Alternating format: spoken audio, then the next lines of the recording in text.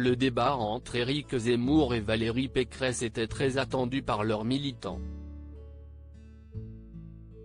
Jeudi 10 mars 2022, les deux candidats pour la présidentielle se sont affrontés pendant 1h30 dans un débat retransmis sur TF1 et LCI.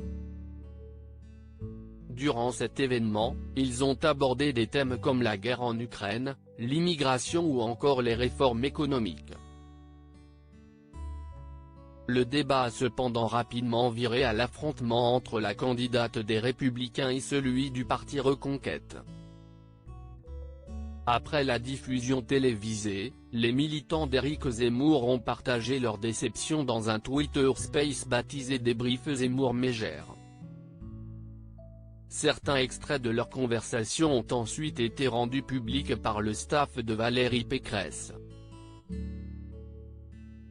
Et si certains ont exprimé leur frustration ou ont essayé de relativiser, beaucoup se sont dit déçus.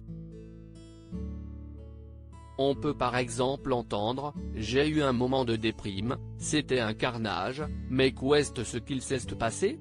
Si est une catastrophe ou encore mais attends, qu'est ce qu'il raconte?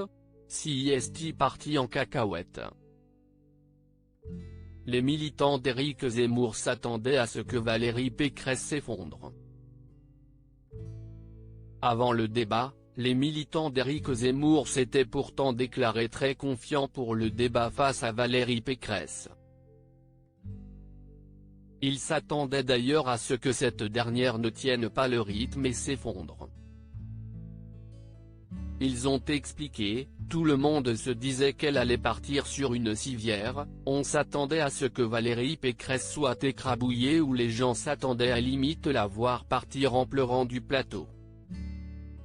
Finalement, c'est surtout l'attitude d'Éric Zemmour qui a déçu ses militants.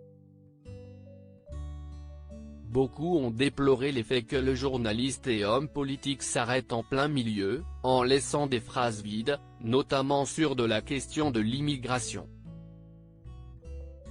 Une déception qui sera cependant vite oubliée par ses militants, qui ont beaucoup d'espoir pour la suite. Loading widget.